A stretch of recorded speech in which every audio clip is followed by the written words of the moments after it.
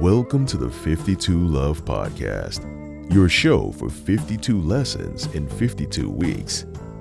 Before we dive in, remember you can find the audio version of this episode, along with the rest of the series, on Spotify, Google Podcasts, Anchor, and Radio Public. And now, here's your host, Ms. Tonya Todd. Hi, everyone. Thank you for joining us for another episode of the 52 Love Podcast. 52 Love began as a blog series last year, 52 Love Lessons in 52 Weeks. And this year, we are exploring each of those tips with a new guest each week. This week's tip is to write a couple's journal with your partner. And to talk about that is my guest, Diamond. Diamond, would you like to introduce yourself and tell us what you do? Hello, everyone. My name is Diamond, and I currently am a crisis response coordinator for the nonprofit organization in Las Vegas called the Rape Crisis Center. I recently just started this job. It's kind of in line with victim advocacy, which is what I wanted to do for school. And it's been a really good experience so far, so I'm enjoying it. Well, ordinarily, I invite a guest to try one of the tips in my series and have, try it with their partner and then come on the show, explain their experience with it, and let us know how it went. But this week is different because my guest is the inspiration for the tip. So rather than have her try something, I brought her on the show to let my audience know what this tip is, how it came about, how she got it started, and how it's worked for her in her relationship. Diamond, go ahead. Let us know all of those things. Will do. It's actually something that started off when my partner, Eric, and I started, dating. It's a little weird because it was best friendship turned to relationship kind of thing. But when we got together, and in the romance world, we call that friends to lovers. Okay, there you go. Perfect. And the reason it came up was because we were not living together, of course, at that point. It was the very beginning. And we were both very busy. He was working full time. I was working part time, but also going to school. And so we couldn't see each other all the time. And I like to tell him pretty much everything. So when there were opportunities to tell him something, or it was too long for a text message kind of thing, but we don't have time for a phone call, and I didn't want to forget it. So I just started a journal and said, I'm going to just start writing in this whenever we're not together. And I'm just thinking about something that I really want to tell you, but I don't have the opportunity right then and there. So that's how it started off. And I didn't expect him to actually write in it. Also, he just decided to do it one day, and I opened the book to write something, and I was, oh, hey, there's something there. So it was pretty cool. And when we first started, it was definitely similar to the beginning of the honeymoon phase of a relationship. So the first writings are our dreams about our future, and oh, I love you so much, and these are the reasons why, and I just want to remind you all the time, kind of thing. And it may have helped out a little bit because saying that every single day could be annoying, but reading it later on as just a reminder when you're not together was really nice. And sometimes there were certain activities that we liked to do together, but if our schedule didn't allow, we couldn't do it. For example, we love watching soccer. He's the one that introduced that to me. And so if I had school during the week or had work on the weekend and he was able to watch the game, he would write about what's going on in the game and give me all the juicy details because we can't talk about it.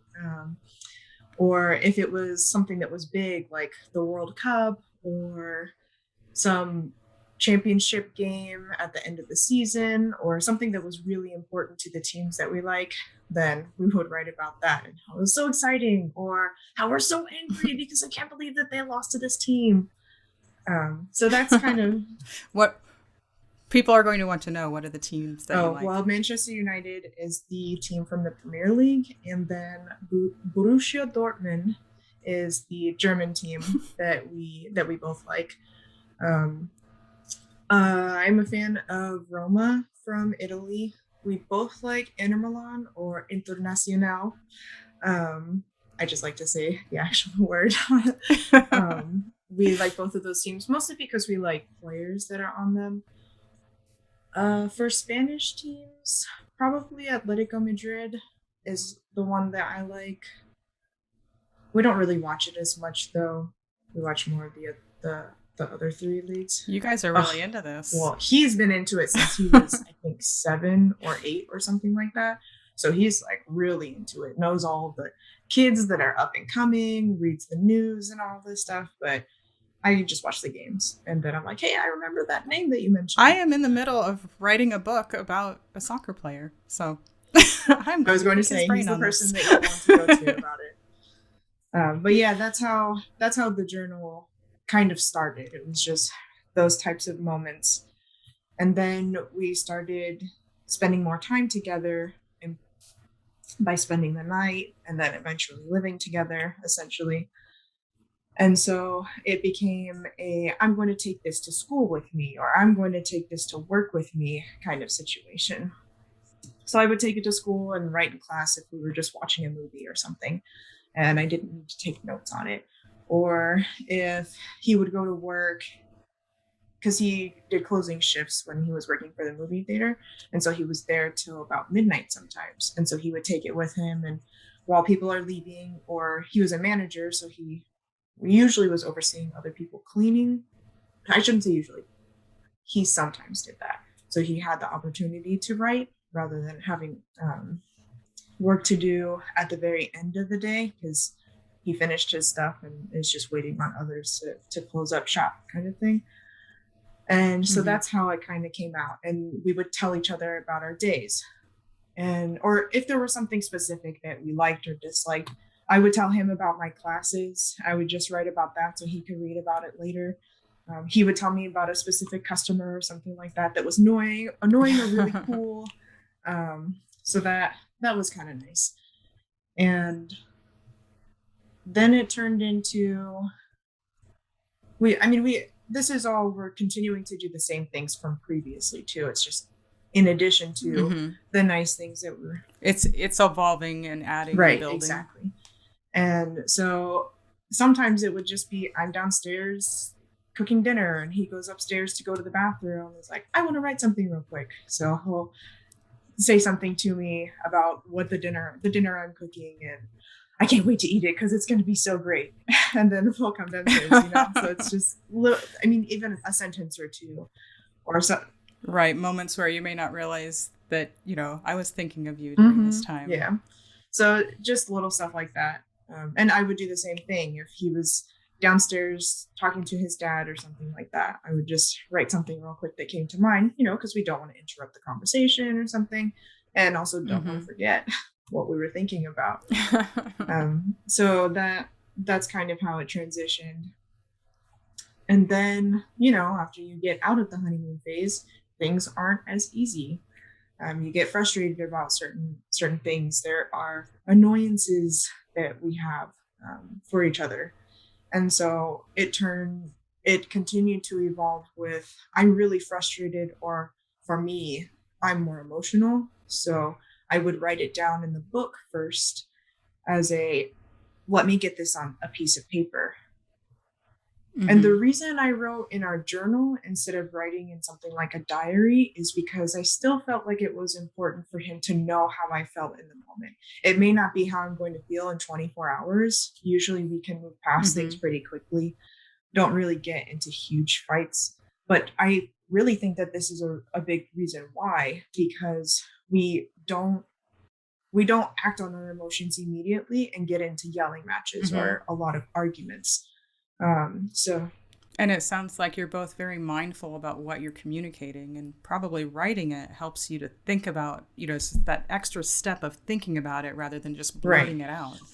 And there's that where you think about it when you're writing, or I'm just going to write it all out because I'm angry right now and I don't want to say these things out loud.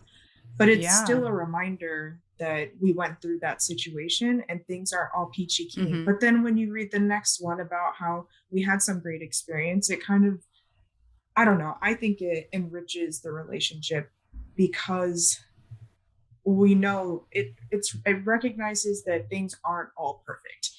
and we still move past it.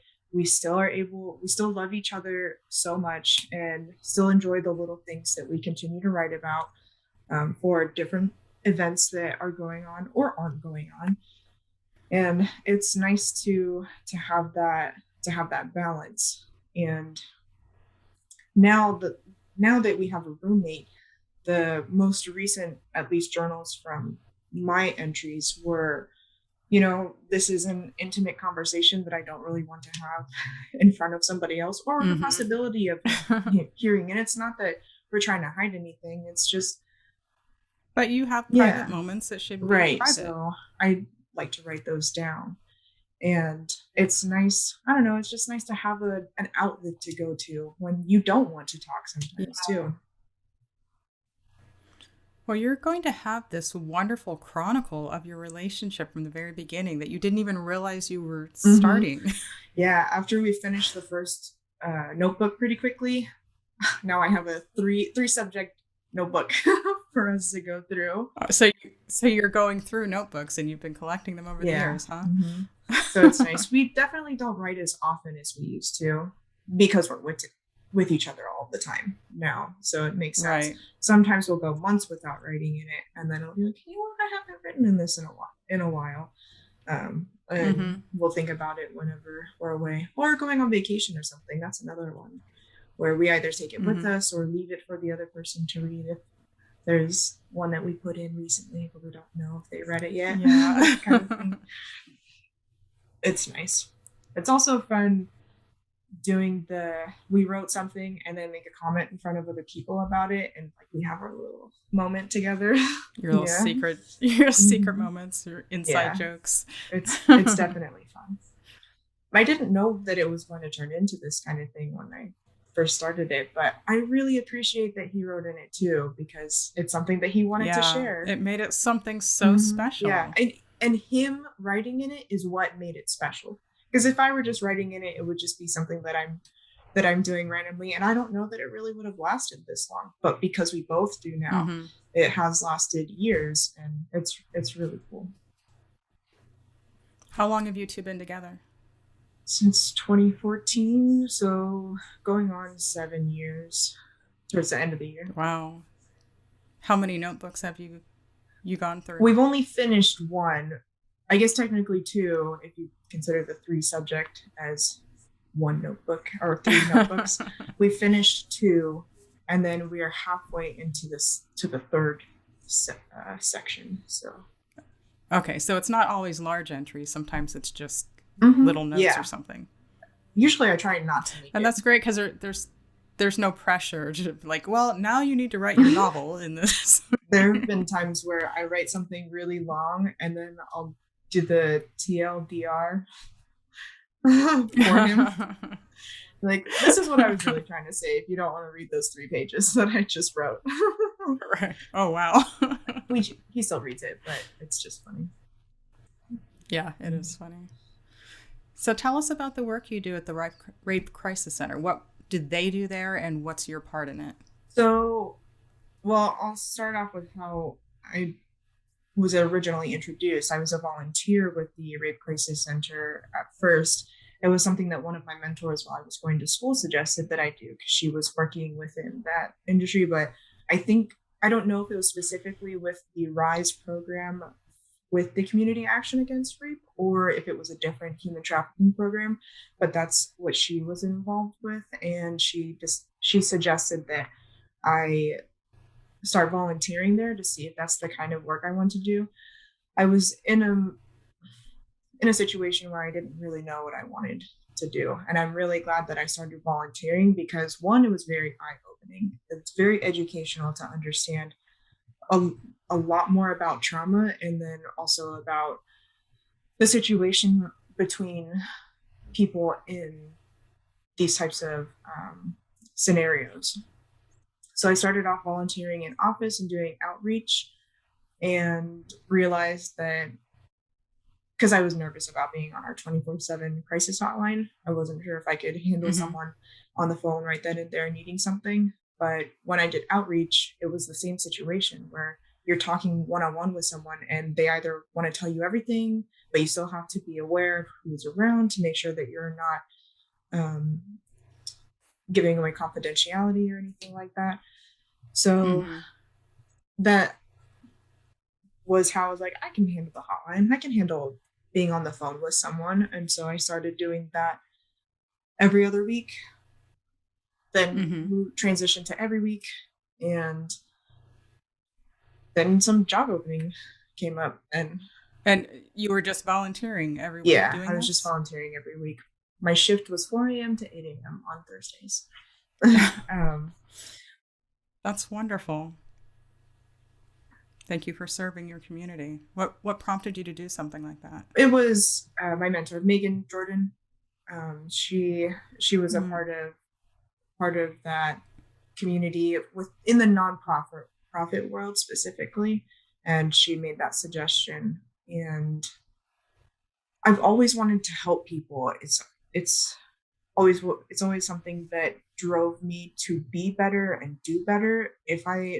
I always want to do my best with things, but when I know that somebody else's life is in my hands and that I can do something to make their world more positive, then that's what I want to do, which is why I applied for the position that ended up opening up recently, because I was working a job that I did not like. And so I wasn't looking for anything else because it was a consistent paycheck. And, right now it's difficult to get that in general.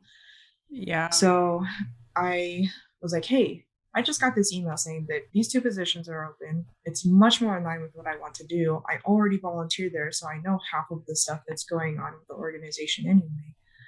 So I applied and luckily was blessed with getting the position of the crisis response coordinator.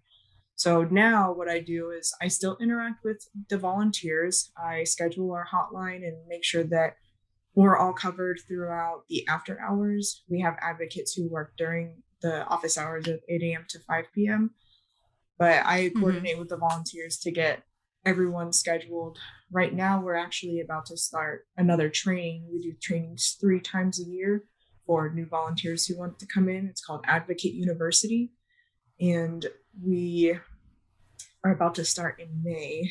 We set up interviews with those who have applied to be a volunteer. Make sure that they're prepared for what's coming up next, go through the Advocate University, and then usually get people started within a month. But that's going to be kind of what I'm doing right now. We have volunteers who come in office. We actually have an event that's coming up for Volunteer Appreciation Week next week, and that's going to be pretty exciting. I don't know that we've ever had anything that's like it. I may have just been too busy to attend, and with COVID, nothing like that existed last year. Right. But I'm hoping that we have a good turnout. My dad he has a band, and he's going to be performing there, which is really cool. What's the name of the Black band? Tie Funeral. Yeah. I went onto his website, and now I want to buy a couple of t-shirts too. But yeah, so that's going to be pretty exciting. I'm trying to think, there's something else that came to mind, and I just forget what it is. Outreach. So reaching out to other organizations and to initiate a conversation just for them to know that we exist, because there are a lot of people who don't know that we're here. And there are a lot of people who are in a crisis and don't recognize that we exist until years later. And I wish I knew that you were around when this first happened. And yeah, we wish you did too. So that's another part of what I do right now. So who are the types of people you help or try to help? So the clients that we have are usually victims of sexual assault. Unfortunately, there's usually some other type of abuse that's going on, whether it's physical or some mental abuse. We work with all clientele from kids to elders, and that's with the Rape Crisis Center. So people who call into our hotline are someone who has been or was recently assaulted. We Mm-hmm. we used to visit UMC after people had their exam done. And one of the positives about that was that person-to-person interaction, because Yeah. usually when they go to UMC, there's police officers involved, they have an exam done, and so it's just very overwhelming for them. And then when we come in, or when usually the volunteer comes in, it's a brand new face who is victim centered, focused on the person who just went through a traumatic experience. And so being there for them, we've heard multiple times, it's a breath of fresh air. They can't believe that something like our organization is around, to know that they have, I mean, immediately they're already told that they have a choice again. They have their a little bit of their power back, because they get to make the decision of what they want to do next and how they want to heal. And so that's a big part of what we do. On the opposite side, we have our RISE program, which is our human trafficking, and that's sex trafficking and labor trafficking. I am not as involved with that yet, because it's still pretty new to the position. But from my understanding of how their hotline works, it is 24/7 as well. Clients can call in to get assistance, but the volunteers actually go with law enforcement to the location. They also do operations as well, to speak to clients if there's a group of individuals who are going through a similar situation. Do you have the hotline number handy that you could share? Number, I don't have it memorized. One moment. I know it starts with 366. I can add it to the show notes, but for the audio listeners, it might be good to just hear it.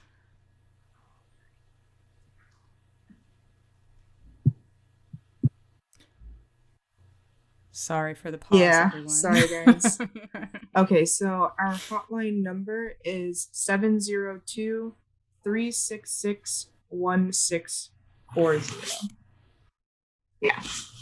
We also have a text and chat line as well that's available 7 days a week from 10 a.m. to 4 p.m.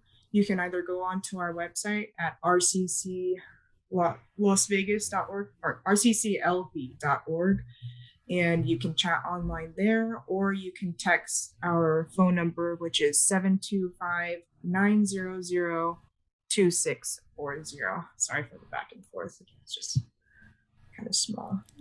It's okay. You're reading it. So if someone would like to be involved or help assist you with the mission of your organization, what's the best way they can help? Well, a great way to help is volunteering. I mean, that's a huge part of what we do, especially as a nonprofit organization. Volunteers are always so important. And we 100% appreciate, 110%, 200% appreciate the amount of time that they're willing to give to help their community. I mean, time is so valuable. And even 4 hours a week that someone is giving changes people's lives. And so that is the biggest thing that anyone could do, is getting involved with some sort of volunteering. It does take time because you have to go through the Advocate University, but it is nationally accredited now. And you go through a 50-hour training. It usually is about 5 weeks long. So it's Tuesday, Wednesday, Thursday nights that we go through it, but we have tons of different speakers who come through. Another way to get involved is just donations. It's always helpful for a nonprofit organization. And that doesn't mean money donations. Actually, right now, what we're trying to do is create self-care kits for our clients and the parents of some of our clients as well, because it's so important for people to have something to help them go through their situation, and especially parents. They sometimes are forgotten, and we don't want to forget that they're going through this experience with their child at the same time as well. And they want to be there, and probably maybe they do, or maybe they don't know the best way to help. And so we want them to have something to help them move through and heal as well.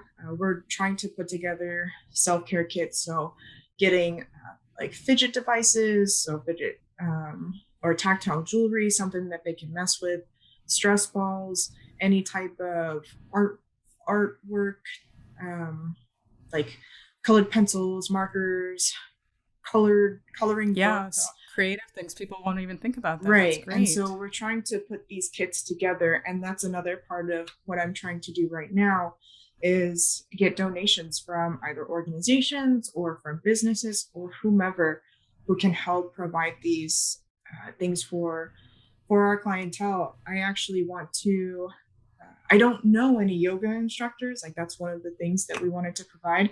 But I do know people who are in the martial arts industry, and even having that kind of outlet, or going to the indoor soccer place and having a group session or a pickup game or something, like having some sort of exercise outlet is good for healing. Yeah. I mean, that's a part of healing for me. I play soccer all the time during the week, and that is my way of just letting everything go and all of my emotions pour out and go into me kicking the ball or bodying someone over, So having those types of donations for classes or for different products that are helpful, that's one of the things that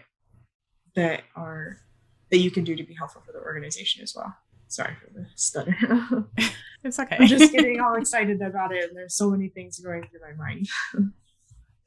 What you said was wonderful, and I thank you so much for doing all that you do for your community and for being so mindful with your partner and inspiring this week's tip. You're an extraordinary person, and I'm honored to be part of your world. Thank you. I appreciate that. I definitely have a lot of support as well. It's not just me doing this on my own. I mean, Eric alone is being extremely helpful. Taking this job was a pay cut too, but he knew that it was going to be more important to me than the job that I was doing before. That's never been an issue, but I appreciate that, because sometimes money it's important to others, right, to have a partner who's making more money. And why would you do that? Because now we can't go on fancy trips or something every 2 weeks, or stuff like that. I have family members, my parents, my brothers, my grandparents, everyone has been so supportive. My uncles and aunts, they've all been super supportive, have given me advice that I take or don't take, which I regret or don't regret, and I genuinely feel so blessed, and I am 100% privileged to have this kind of life, because I know people don't have this kind of support, or they do have a similar kind of support in that they're encouraged, but they don't have family members who can help them out when they're in need, and instead they're the ones helping out their siblings, or they're helping out their own parents rather than vice versa. So it's really, I appreciate that as well. And I have to shout out everyone who has helped me through my journey. Too many names, but y'all know who you are. Well, thank you so much. I mean, I learned stuff, and I already knew you before this interview. So I didn't realize the creative outlets that you were trying to get people to help with. So I hope you will send me the links to the organization, so that if people come to me and say, hey, I could donate this, or I could contribute with this, let me know what the needs are, and I will try to get the word out there. And I hope that the listeners and the people viewing will take this into consideration. And if you have something that you can contribute to the Rape Crisis Center and their mission, and what's the other one? Rising Up? It's just Rise. The Rise program. Rise. Okay. If there's some way that you could contribute and help with volunteering or donations, whether financial or otherwise, please reach out to me and I will help connect you. There's one more thing. Sorry. Sure. There is an opportunity. Actually, I don't know very many people who don't order from Amazon, but I do know that they have their Smile Amazon. So if you order from that website, you can a donation goes to some sort of charity. If you choose Community Action Against Rape, it actually goes towards our organization. So if that is something that you want to do, but you don't have something to donate, you can at least order through smile.amazon.com and choose Community Action Against Rape as your organization, and that is still helpful as well. Right. If you're already ordering, it doesn't cost you a cent to just choose them as where you contribute. And then another thing you can do, if you don't have the means to donate, you could share links about the program and let other people know about that. what they need. Get the word out there. April 28th is Denim Day, and that is one of the national days that we celebrate. And so if you do want to support just wearing jeans, taking a picture, doing #Denim Day, that is an extremely important way to get the word out so that people learn about it as well. Well, I don't know if this episode will come out before then, but I will commit to Denim Day and promoting it. Okay, yeah, that's fine. Sorry. That's okay. I will help you get the word out. So thank you to all of my listeners and watchers. If you like what you're seeing on this program, please like, share, and subscribe. But definitely, look into this organization and do what you can to contribute hours, finances, goods, so that get the word out. Whatever you can do to help. Your community needs you. And I appreciate people like Diamond who give so much of themselves. That's it for this week. Until next time, just remember to treat love like a verb.